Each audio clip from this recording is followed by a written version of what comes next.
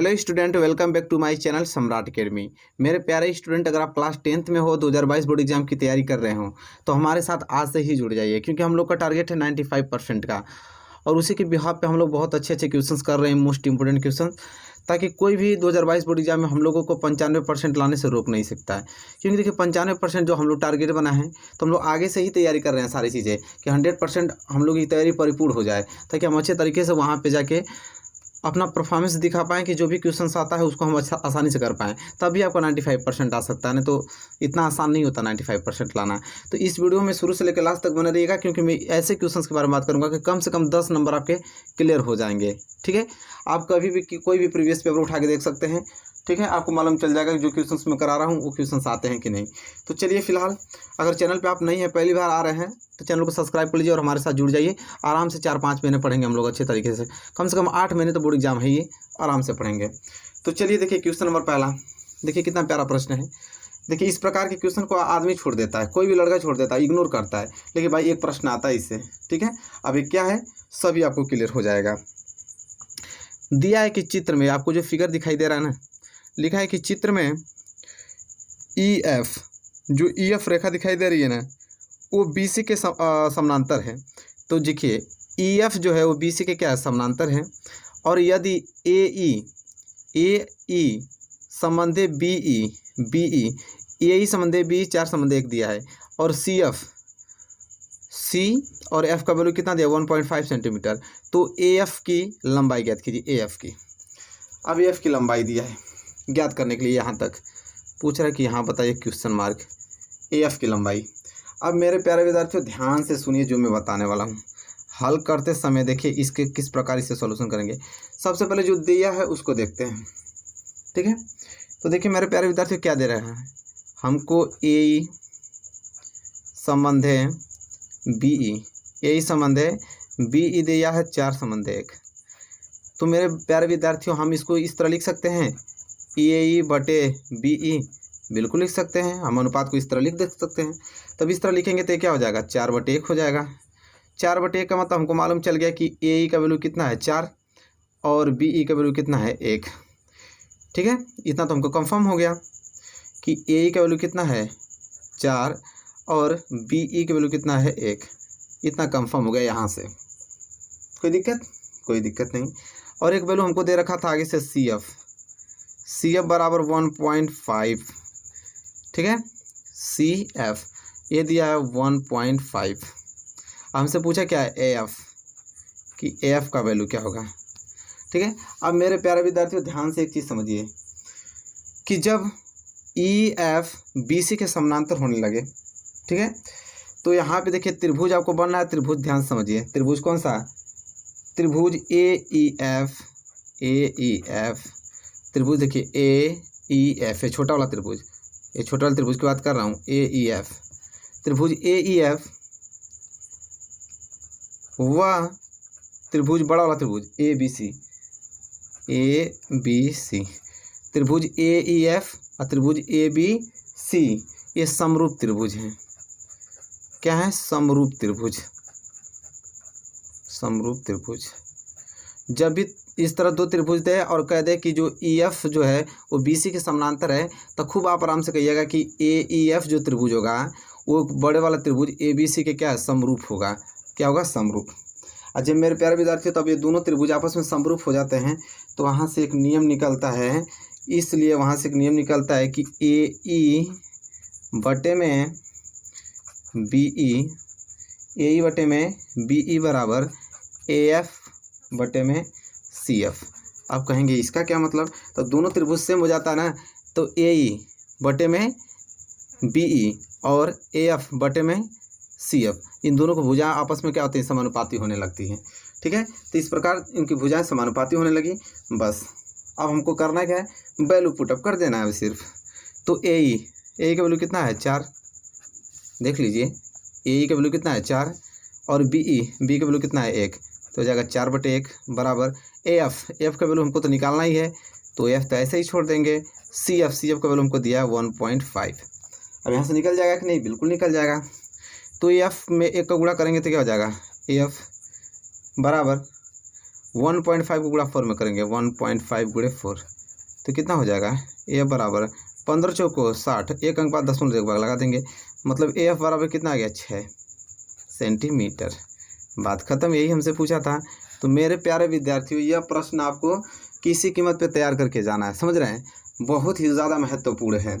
तो इस तरह ये क्वेश्चन आएगा और आप आसानी से इस क्वेश्चन को कर पाओगे, और जो नहीं पढ़ाएगा उसको कुछ नहीं कर पाएगा। ठीक है, तो यहाँ से आपको क्लियर हो गया प्रश्न। तो याद कर लीजिए, इस मेथड को अच्छे तरीके से कवर कर लीजिएगा प्रैक्टिस करके, ताकि बोर्ड एग्जाम में कोई दिक्कत नहीं हो। एक प्रश्न आता है भाई, बता दे रहा हूँ अभी से।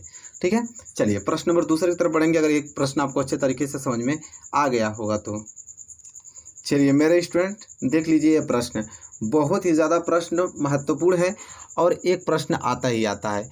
बिंदु आपको दे देगा, देखिए लिखा है बिंदु 5,0 और -12,0 के बीच की दूरी।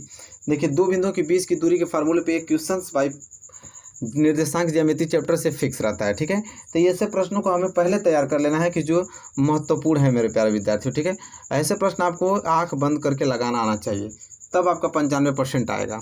तो देखिए मैं कंसेप्ट के साथ पूरा क्लियर कर दूंगा। यहाँ पे दो बिंदुआ दिया है, दोनों बिंदुओं के बीच की दूरी पूछा है। ठीक है, तो दो बिंदुओं के बीच की दूरी का सूत्र आपको याद होना चाहिए, जिसे डी से डिनोट करते हैं। तो डी बराबर फार्मूला होता है आपका x1 - x2 का होल स्क्वायर और प्लस y1 - y2 का होल स्क्वायर। यह फार्मूला होता है दो बिंदुओं के बीच की दूरी, इसी पे रखेंगे आपका निकल जाएगा। आप कहेंगे आपकी x1 क्या है, x2 क्या है मेरे प्यारे विद्यार्थियों। ठीक है, तो देखिए जो बिंदु ये दिया है, एक बिंदु ये है, ये बिंदु ये है, इन दोनों बिंदुओं के बीच की दूरी पूछा है डी। ए का निर्देशांक दिया है आपका 5,0 और एक का दिया है आपका -12,0 दिया है।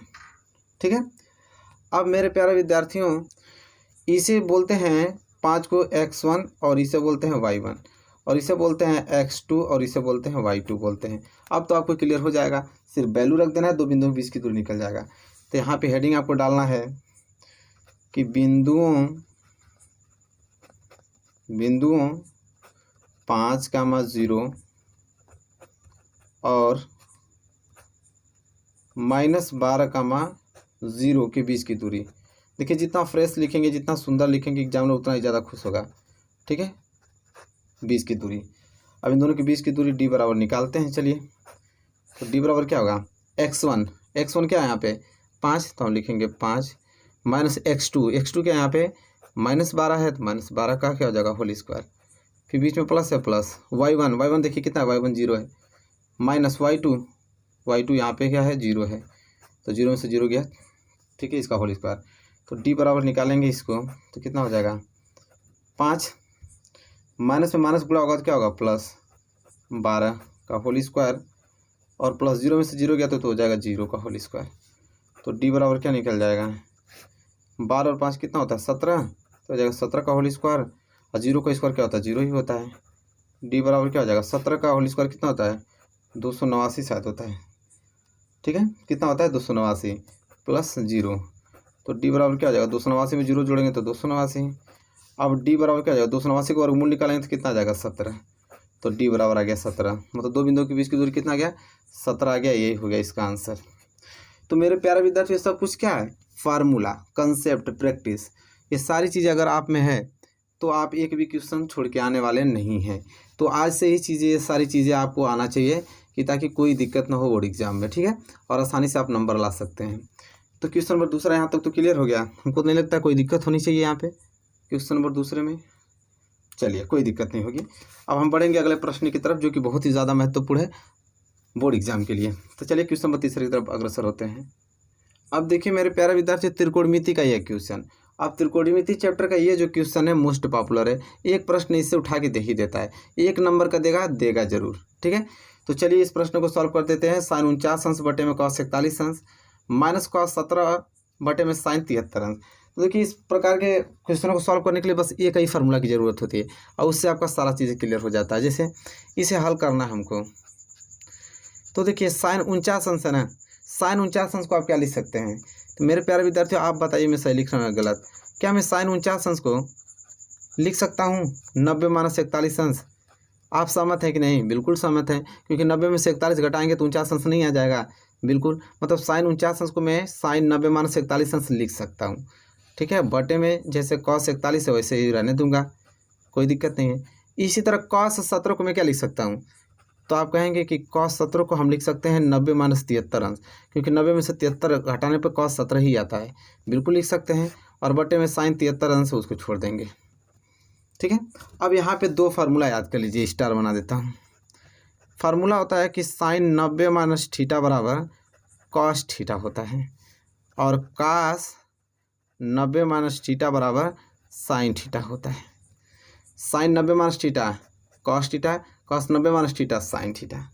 तो मेरे प्यारे विद्यार्थी बताइए, sin 90 - थीटा cos थीटा कहला रहा है, तो क्या sin 90 - 41 अंश cos 41 अंश नहीं कहलाएगा? तो आप कहेंगे बिल्कुल कहलाएगा इस फार्मूले के हिसाब से, सही है। नीचे cos 41 है, रहने दीजिए। इसी प्रकार माइनस है, माइनस लगा दीजिए।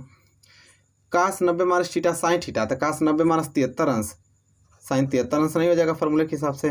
बिल्कुल हो जाएगा। नीचे आपका sin 73 है, रहने दीजिए। तो cos 41 से cos 41 कट गया कितनी बार में? एक बार में। बीच में माइनस लगा दिया। sin 73 से sin 73 कट गया एक बार में, तो एक में से एक गया तो 0। ये हो गया आपका आंसर।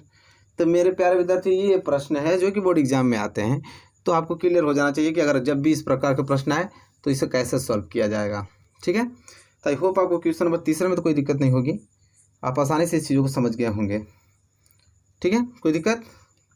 चलिए, क्वेश्चन नंबर 3 क्लियर हो गया। क्वेश्चन नंबर 4 की तरफ बढ़ चलते हैं। चलिए मेरे प्यारे विद्यार्थियों, क्वेश्चन नंबर 4 की तरफ बढ़ते हैं। देखिए, क्वेश्चन नंबर 4 को इग्नोर नहीं करना है, बिल्कुल भी इग्नोर नहीं करना है, क्योंकि क्वेश्चन नंबर 4 बहुत ही ज़्यादा मोस्ट इंपॉर्टेंट है। अब ये प्रश्न देख लीजिए आप लोग, ये प्रश्न बनते हैं। कह रहा है कि एक मीनार की ऊंचाई 20 मीटर है, जमीन पर बनने वाली छाया की लंबाई जो है 20 करणी में 3 मीटर है, सूर्य का उन्नयन कोण ज्ञात कीजिए। अब देखिए, इस प्रकार के प्रश्न में होता ये चीज़ है कि जिस प्रकार दिया है प्रश्न, उसी के द्वारा अगर आप डायग्राम अच्छे तरीके से बना लिया तो प्रश्न आपके चुटकियों में सॉल्व हो जाएंगे। तो चलिए डायग्राम बनाने की कोशिश करते हैं, इसके बाद इस क्वेश्चन को सॉल्व करेंगे। तो देखिए, लिखा है कि एक मीनार की ऊंचाई, एक मीनार की ऊंचाई का मतलब देखिए ध्यान से, मैं स्केल ले लूँ। चलिए स्केल क्या जरूरत, हाथ से बना देता हूँ। एक मीनार की ऊंचाई मान लेते हैं, कोई एक मीनार है। इस मीनार की ऊंचाई दिया है कितना? 20 मीटर। कितना दिया है? 20 मीटर। जमीन पर बनने वाली छाया, अच्छा कोई मीनार इस तरह खड़ी है तो छाया इसका इसी तरह तो बनेगा नीचे की तरफ, तो ये जो होगा ये छाया बनना है इसका, ये छाया है इस मीनार की। मीनार का नाम रख दें, ये बी मान लेते हैं, ये सी मान लेते हैं। मीनार है, उसकी छाया को ए मान लेते हैं, ए बी इसकी क्या है? छाया है, ठीक है। तो 20 मीटर ऊंचाई का एक मीनार है, और ज़मीन पर बनने वाली छाया की लंबाई दे रखा है कि जो छाया की लंबाई बनना है वो 20 करणी में 3 मीटर है, ठीक है। कह रहा है कि सूर्य का उन्नयन कोण, तो ये जो सूर्य होगा, सूर्य का उन्नयन कोण पूछ रहा है। उन्नयन कोण मतलब कि जो नीचे से ऊपर देखते हैं ये वाला कोण, उन्नयन कोण पूछ रहा है सूर्य का। अब देखिए, डायग्राम हमारे पास बन के बिल्कुल तैयार है और हमें इसे करना है सॉल्व, ठीक है। तो सॉल्व करते समय देखिए कुछ पॉइंट का आपको याद रखना है, किस प्रकार लिखते हैं। हल करते समय कुछ लिखा जाता है, जो जो दिया रहता है पहले उसको लिख लेते हैं। हमको दिया है कि BC बराबर 20 मीटर, BC बराबर 20 मीटर, मतलब BC क्या है? यहाँ पे मीनार की ऊंचाई है। और यहाँ पे AB बराबर क्या है? आपको छाया की लंबाई 20 करणी में 3 मीटर दिया है, ठीक है। अब हम देखेंगे कि इसमें त्रिभुज ABC में, त्रिभुज ABC यही तो है, इसमें देखेंगे। अब देखिए कितना आसान होता है, यहाँ पे लिख देंगे इस चीज़ को भी कि बिंदु A पर सूर्य का उन्नयन कोण, बिंदु A पर सूर्य का उन्नयन कोण, बिंदु A पे ही तो सूर्य का उन्नयन कोण है। बिंदु A पर सूर्य का उन्नयन कोण हम लिख देंगे थीटा है, ठीक है। अब देखिए कितना आसान होता है इस प्रश्न को सॉल्व करना। अब आप कहेंगे अब क्या करें, कुछ समझ नहीं आ रहा है। एक चीज़ जानते हैं, त्रिभुज में इसे लंब बोला जाता है, इसे आधार बोला जाता है, इसे कर्ण बोला जाता है। वैल्यू हमको किसका दिया? लंब का और आधार का। आप त्रिकोणमिति सर्वसमता में देखिए कि लंब बटे आधार किसका होता है, तो आप कहेंगे लंब बटे आधार तो tan थीटा बराबर होता है, क्योंकि tan थीटा बराबर लंब बटा आधार होता है। तो tan थीटा बराबर लंब क्या आपका BC और आधार क्या आपका AB।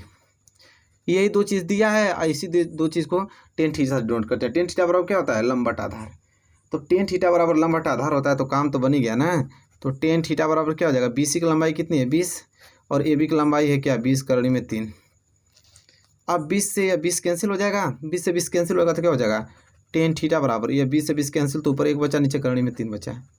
ठीक है, अब मेरे प्यारे विद्यार्थियों आप बताइए टेन कितना का मान, टेन थीटा के कितना वैल्यू रखें, थीटा का वैल्यू कि 1/करनी में 3 आ जाए। सबको मालूम है त्रिकोणमिति जो टेबल होता है कि टेन 30 अंश का मान, अगर टेन 30 अंश का मान रखेंगे तो 1/करनी 3 के बराबर आता है। ठीक है, टेन 30 अंश का मान करनी में, अरे टेन 30 अंश का मान 1/करनी में 3 आता है। तो बन न गया बात, हमसे पूछा था थीटा, तो थीटा बराबर क्या निकल गया 30 अंश, क्योंकि थीटा का वैल्यू 30 रख रहे हैं तभी तो 1/करनी की 3 के बराबर आ रहा है। बात खत्म। तब थीटा का वैल्यू 30 अंश निकल गया, तो थीटा को तो मैंने माना था क्या, सूर्य का उन्नयन कोण, और थीटा ज्ञात करना था, निकल गया। तो हम लोग लिखेंगे इसलिए सूर्य का उन्नयन कोण,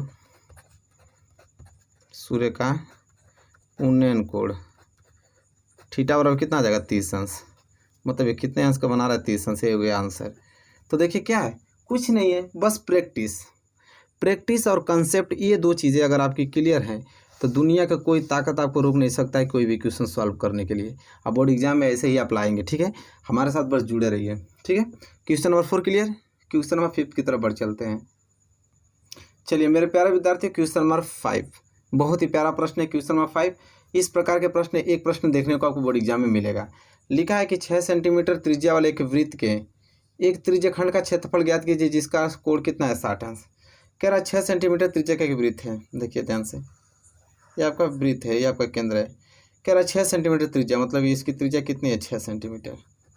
ठीक है, यार है आपका 6 सेंटीमीटर त्रिज्या वाले एक वृत्त के त्रिज्यखंड, त्रिज्यखंड का मतलब कि अगर इधर भी मिला दिया जाए तो भी आपका 6 सेंटीमीटर रहेगा, ये आपका त्रिज्यखंड है। इसी का पूरा आपका क्षेत्रफल पूछा है, पूरा ये क्षेत्रफल, और कह रहा है कि जिसका कोण ये जो थीटा है ये आपका दिया है 60 अंश, तो ये पूरा त्रिज्यखंड का क्षेत्रफल पूछ रहा है। तो सिंपल है, कोई ज़्यादा भारी नहीं है, उस कंसेप्ट क्लियर होना चाहिए। देखिए किस प्रकार एक फार्मूला आता है उसी पे आ जाता है, कभी भी त्रिज्यखंड का क्षेत्रफल पूछेगा वो फार्मूला लगाएंगे आ जाएगा। तो पहले हल करने का नियम होता है कि जो जो चीज़ दिया उसको लिखते हैं। तो वृत्त की त्रिज्या दिया है यहाँ पे, वृत्त की त्रिज्या आर बराबर दे रखा है 6 सेंटीमीटर। ठीक है, दिया है ना 6 सेंटीमीटर वाले एक वृत्त के त्रिज्यखंड, तो त्रिज्या 6 सेंटीमीटर हो गया। और त्रिज्यखंड का कोण भी दे चुका है हमको, त्रिज्यखंड का कोण जो कि थीटा है कितना दिया है 60 अंश, 60 अंश। अब पूछा है त्रिज्यखंड का क्षेत्रफल, तो इसलिए त्रिज्यखंड का क्षेत्रफल यहाँ से निकालेंगे हम लोग, त्रिज्यखंड का क्षेत्रफल। अब यही फार्मूला याद रहेगा ना तो आप कर जाएंगे। तो त्रिज्यखंड का क्षेत्रफल का फार्मूला होता है, यहाँ लिख देता हूँ ब्लैक पेन से, कि थीटा बटे 360 पाई आर स्क्वायर। जब भी अगर इस तरह का वैल्यू पूछे त्रिज्यखंड का क्षेत्रफल, यही आपको लगाना है, आंसर आपके हाथों में रहेगा। ठीक है, तो त्रिज्यखंड का क्षेत्रफल थीटा बटे 360 गुणे पाई आर स्क्वायर, वैल्यू रख दीजिए, थीटा का वैल्यू 60 अंश दिया है 60 अंश रख देंगे, बटे में 360 है 360 गुणे पाई का मान कितना होता है 22/7 होता है। त्रिज्या कितना दिया 6, तो 6 का स्क्वायर हो जाएगा, सिंपल। तब ये हो जाएगा कितना 60/360 गुणे 22/7। अच्छा 6 का स्क्वायर को मतलब इस तरह लिख सकते हैं 6 गुणे 6, बिल्कुल लिख सकते हैं, तो 36 लिख सकते हैं, क्या कुछ नहीं है। 0 से 0 कटा दीजिए, 6 छड़े के 36, 6 से ये 6 कैंसिल, ऊपर बच गया आपका 22 गुणे 6 और नीचे बच गया आपका 7। तो 6 दूना के 12, 6 दूना के 12 13, मतलब 22 में 6 का गुणा करेंगे तो 132 आएगा, नीचे आपका 7। ठीक है, क्षेत्रफल है तो आपका सेंटीमीटर स्क्वायर में आएगा। तो त्रिज्यखंड का क्षेत्रफल कितना आ गया 132/7 सेंटीमीटर स्क्वायर आ गया। ठीक है, और यही आपका क्या हो जाएगा आंसर हो जाएगा। तो मेरे प्यारे विद्यार्थियों कुछ है इसमें, कुछ नहीं था। आप जैसे क्वेश्चन बोला था वैसे हमने फिगर बनाया, त्रिज्यखंड का क्षेत्रफल पूछा था, हमें फार्मूला मालूम था। एक चीज़ देखिए इसमें मेन क्या काम हुआ है फार्मूला, और फार्मूला नहीं याद रहता तो कैसे लगा पाते हैं आप, इसको लगा पाते हैं नहीं लगा पाते हैं। तो देखिए साथ ही साथ जितने कंसेप्ट के साथ हम लोग क्वेश्चन करेंगे और उसके यहाँ पे जो फार्मूला रहेगा तो उस फार्मूला के आप लोग एक जगह साइड में नोट करते रहिए कि एक क्वेश्चन पूछा है तो इसमें कौन सा फार्मूला अप्लाई हुआ है। तो उसको आप एक ऐसे वाइट पेज ले लीजिएगा, जहाँ आप स्टडी करते हैं उसके बगल में रख के आप उसको चिपका के याद करते रहिएगा, क्योंकि भाई देखिए पेपर तो देना है हम लोगों को, अच्छे मार्क्स लाना है, तो इतना काम तो करना ही पड़ेगा। ठीक है, तो 5 क्वेश्चन रहने देते हैं आज की क्लास में, मोस्ट इंपॉर्टेंट है, इतना प्रैक्टिस कर लीजिएगा। फिर रेगुलर मैथ की क्लासेज आएंगे रेगुलर। ठीक है, 5-7 महीने इतनी ज़्यादा प्रैक्टिस करा दूंगा कि आपको कहीं जाने की ज़रूरत नहीं है। प्यारे प्यारे विद्यार्थी समझ रहे हैं, सारी चीज़ें यहीं बैठे बैठे क्लियर हो जाएंगी। तो चलिए मिलेंगे एक नेक्स्ट वीडियो में, प्यारे से वीडियो में, लेकिन वीडियो को शेयर भी करते रहिए ताकि ज़्यादा से ज़्यादा लोग जुड़ेंगे तो पढ़ने में मज़ा आएगा। मिलेंगे आपसे नेक्स्ट वीडियो में, तब तक के लिए धन्यवाद।